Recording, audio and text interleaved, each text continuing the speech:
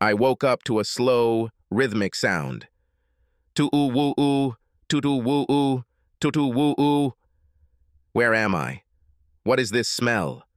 The smell of disinfectant filled my nostrils. My mouth was dry. How long have I been here?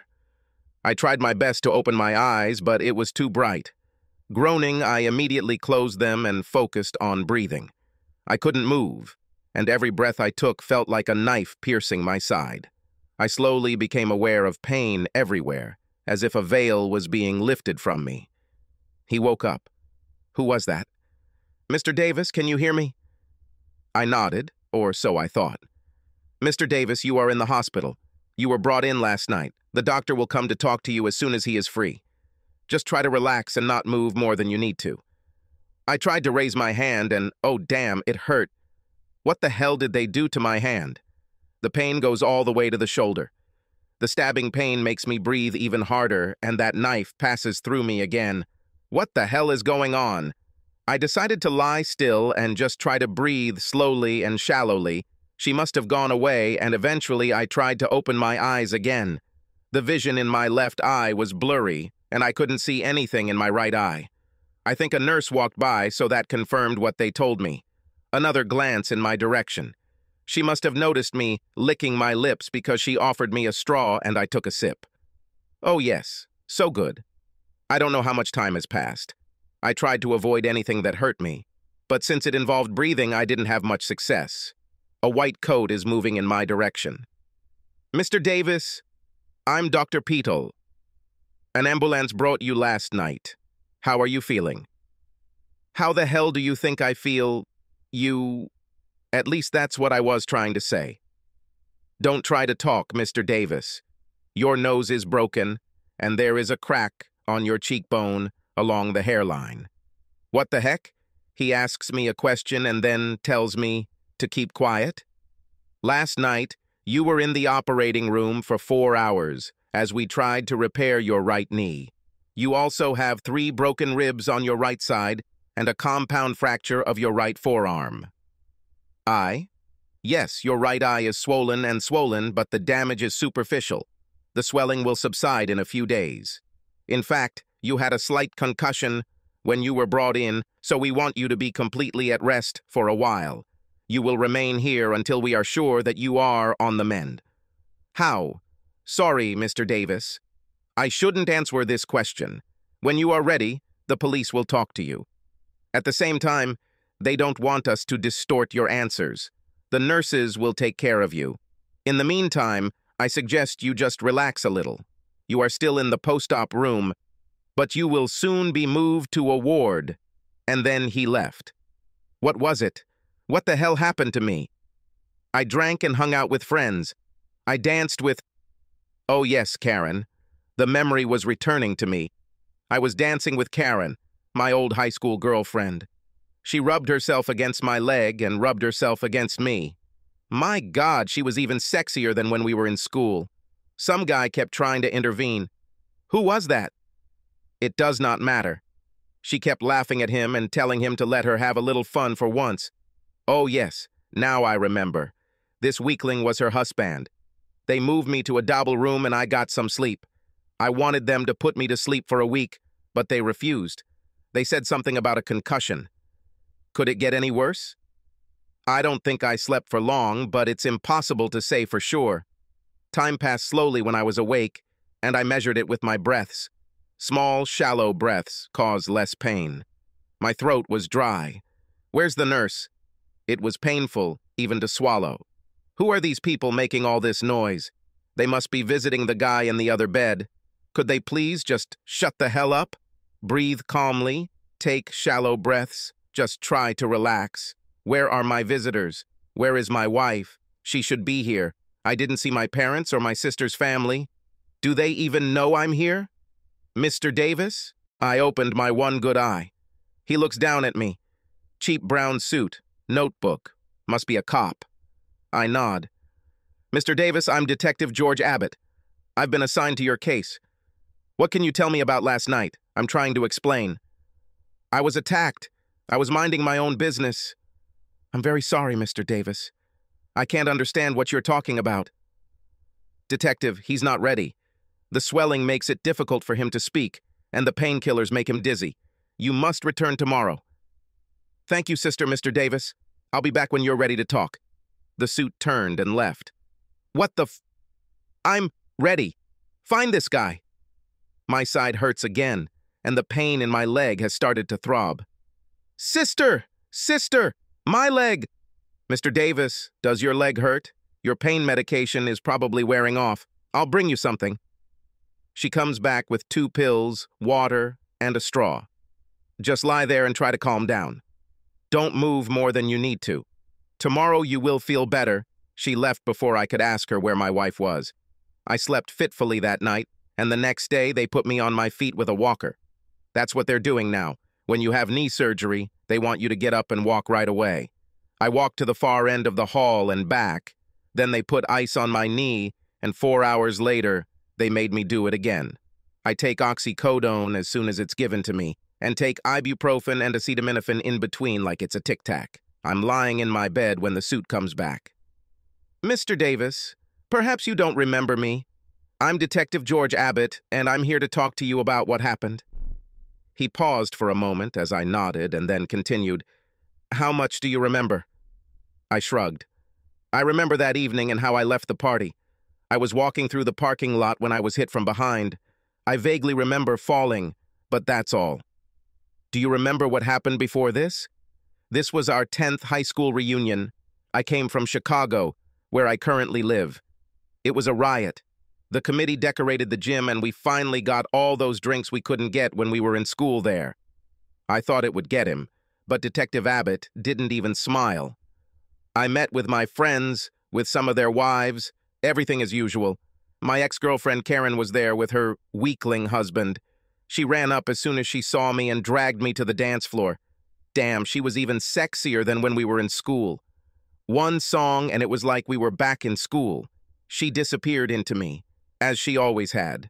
I mean, damn, she's always been a cold-blooded fox. But that night she got out of control. Okay, I was bragging a little, but it was true and I was just getting to the good stuff. Do you remember anything else? Her weakling husband kept trying to intervene, and she kept laughing at him. At one point she said, Just go away and let me have some fun. Damn, she might be cold, but to me she was hot. We found a table, grabbed a few drinks, and chatted. She continued to stroke my leg under the table until hubby finally pulled her back to their table. It didn't last long, and either she came to me or I went to her. I took her away from her husband's table 3 or 4 times. One more round on the dance floor and everything was decided. I ran to the men's room and ducked down the stairs into the men's locker room. 5 minutes later, she joined me. Damn, she was hot in school, but that night she was on fire. She screamed like a wild woman, and with all the tiles on the floor and walls, it's a wonder they didn't hear us upstairs. Just when I thought we were done, she started up again. We finally slipped out of the locker room and went upstairs separately. The high school reunion was ending, so I headed to my car. At some point, as I was crossing the parking lot, I was hit from behind. I remember hitting the ground, but that's all I remember. And then I woke up here. I looked past the detective and noticed a nurse standing not far from him. She seemed to be listening. I don't think she has her own personal life. Who cares? Detective Abbott nodded and took a few notes, but I got the feeling he wasn't taking this seriously. Do you want to add anything? No, that's all I remember. Then, it's okay. I have your application. I will contact you in a few days if I need anything else. And that's all? Could you at least tell me something about what happened to me? Well, we don't have many leads. Apparently there were some people in the parking lot, but no one admits to having seen anything. What? Nobody? What about my friends? As far as we can tell, Mr. Davis, no one wants to admit that he is your friend. Some people admit that they saw you at the high school reunion, but no one saw you leave, and no one saw the attack. This is madness. There must have been at least 20 people in the parking lot. What can I say, Mr. Davis? No one admits to having seen anything. Well, what do you think happened? Off the record, we think Karen Jefferson's husband, Bill, kicked your ass. This weakling? He may be a weakling, But he walks, and you don't. It doesn't seem to bother you too much. A crime has been committed. That's what it used to be. What does it mean? It used to be a crime to have sex with another man's wife. But that law was repealed many years ago.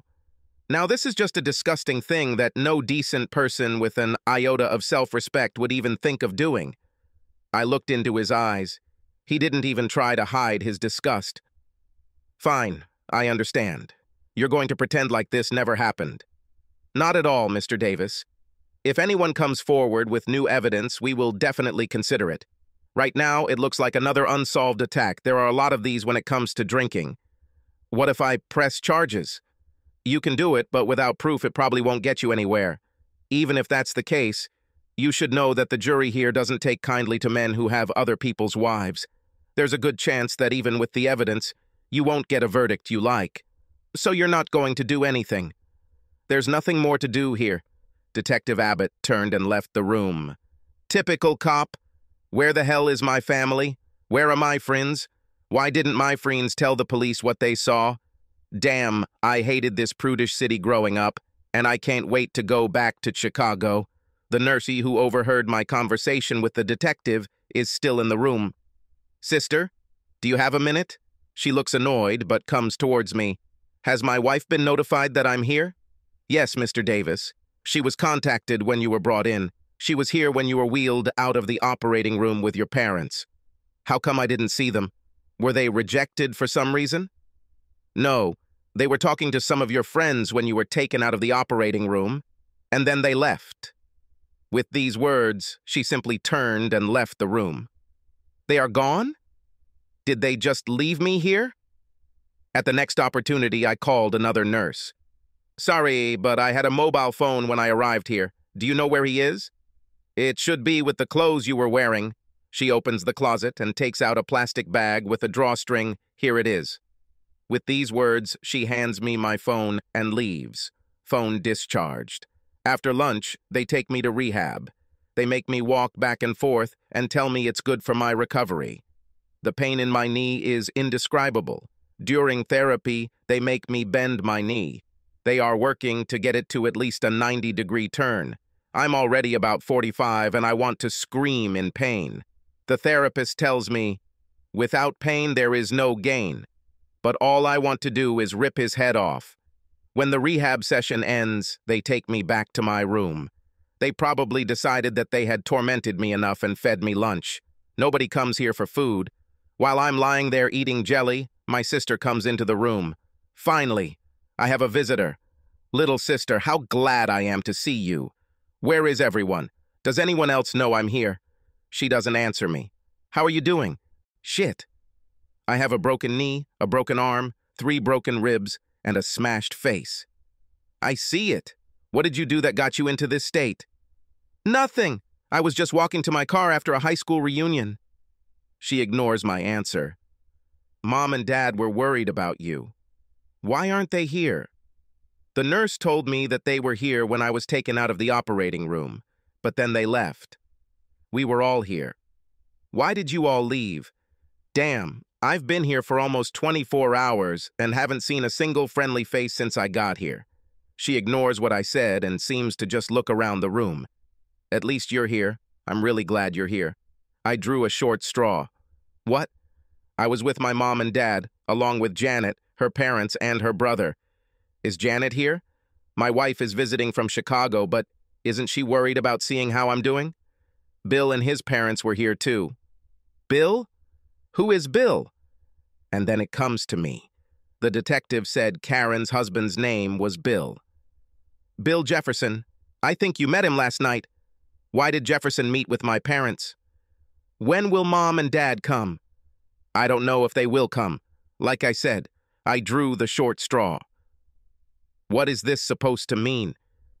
That means we're not at all proud of you right now, little brother. You have disgraced your family. Disgraced? I was attacked from behind. I didn't even have a chance to defend myself. My sister leaned closer to my ear and said in a whisper, "You fucked another man's wife, you vile piece of shit." Do you think Mom and Dad are proud of you now? Do you think they want to show up at church next Sunday? Do you know what it was like for them to come face to face with Bill and his family and admit that they had raised a sneaky coward who was sneaking around behind another man's back and having his wife? It wasn't my fault. She wanted this. A man cannot resist such pressure. By this time, she had straightened up again. She looked me in the eyes and said, "You are not just a man. You are a married man. And don't tell me all this nonsense about you being a victim. Everyone at the high school reunion is talking about how you followed her." Oh, she wanted it. It wasn't just me. Pig. So what if she wanted it? You could show at least some character and not embarrass the whole family. I wasn't going to win this argument today, and I needed someone to help me. Okay, maybe I could have behaved better, but now it's all water under the bridge. Nothing. When will Janet come? Does she know? How angry is she? Well, she had a long talk with Bill and some of your former classmates, so take a guess. How did they know? My sister shook her head. Oh, I don't know. Let's watch. Karen was screaming in the tiled room just below the dance floor, screaming as if someone was being killed. Several men ran into the basement, followed by several women, and everyone saw the two of you committing adultery like animals. Did you know that there is video from a phone, from several phones? Do you know what it was like for your wife to watch those videos? Do you think our parents liked it? Do you think Janet's parents liked it? You screwed up big time, little brother, and you're not getting out of it this time. I'll tell everyone that you're fine. And with that, my older sister, who looked after me when I was little and protected me on the playground when the big kids bullied me, turned and walked out of the room, leaving me alone. The day passes, and I spend it with a bag of ice on my knee, popping painkillers. I can't even take a shit without calling a nurse to help me get there. I have another walk down the hall and back, and I eat dinner that wouldn't pass for food even in a nursery. All this time, I'm trying to figure out what I'll say to Janet. These videos will be difficult to refute. Eventually, I fell asleep. The next day, the nurse tells me that I will be going home and that I will need help for a few weeks while I continue physical therapy. I asked the nurse to call my parents. They will have to accept me, no matter how upset they are. Another walk down the hall, a round of therapy, a big bag of ice and a few pills, and I'm ready to go. The nurse tells me that my parents are waiting for me downstairs, and I breathe a sigh of relief. My relief was premature. When I arrived at the hospital doors, I was glad to see that they were waiting for me. Everyone was there, including my parents, my sister, and even my wife and her family. I was forgiven. Once again, my relief was premature. My loving wife walked up to my wheelchair, reached behind me, and then hit me in the face with everything she had. "You bastard!" she shouted, and then turned and walked out the door, followed by her parents. My mother walked up to me, and I cringed. "You're still my son, and I love you, but I'm not ready to see you yet. We agreed that you would go to rehab until you were able to function on your own. Maybe by then we'll be ready to talk to you." My father simply said, "Don't count on it." And they both walked to their car. My wife's brother came up to me and said, "You know what I do for a living, right?" I said, "Yes, you are a lawyer." He threw a thick envelope into my lap and said, "You've been served. The package contains a petition for divorce and a court order to stay away from your home, your wife, and your children until the case is resolved." By the time I looked up from the envelope in my lap, it too had disappeared. "Little sister, what's going on? Remember I told you that I drew the short straw? Now do you understand what this means? Nobody wanted to come and see how you were doing. We drew lots, and I lost." With these words, she turned and left.